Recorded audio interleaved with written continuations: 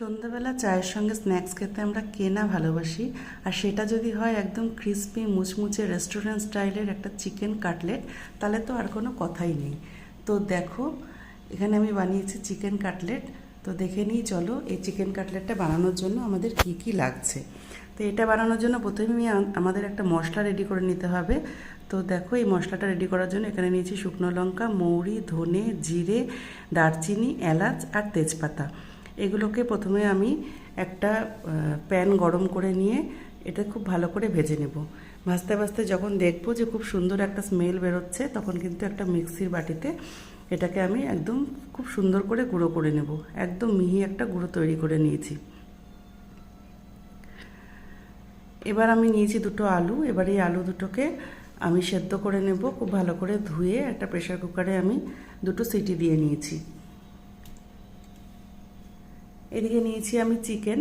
এগুলো আমি boneless chicken নিয়েছি। এই চিকেনগুলোকে আমি মিক্সির একটা বাটির মধ্যে নিয়ে খুব ভালো করে একটা পেস্ট তৈরি করে নেব।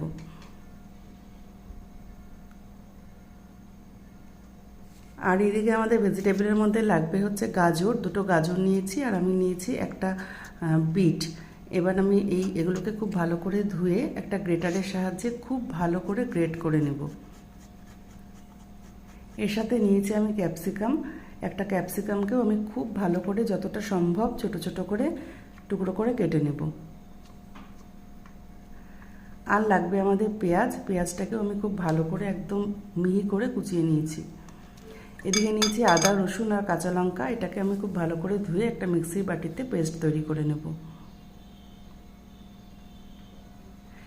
কড়াইয়ে তেল গরম করে ফোড়নে দিয়েছি শুকনো লঙ্কা। শুকনো লঙ্কাটা থেকে যখন খুব সুন্দর গন্ধ বেরোবে, তখন আমি কেটে রাখা পেঁয়াজটা দিয়ে দেবো। পেঁয়াজটা দিয়ে একটু নাড়াচাড়া করবো, যতক্ষণ না পর্যন্ত একদম লাল হয়ে যাবে ততক্ষণ পর্যন্ত ভেজে নেব। এদিকে আদা রসুন যে বেটে রেখেছিলাম, এই আদা রসুন বাটাটাও দিয়ে দিলাম।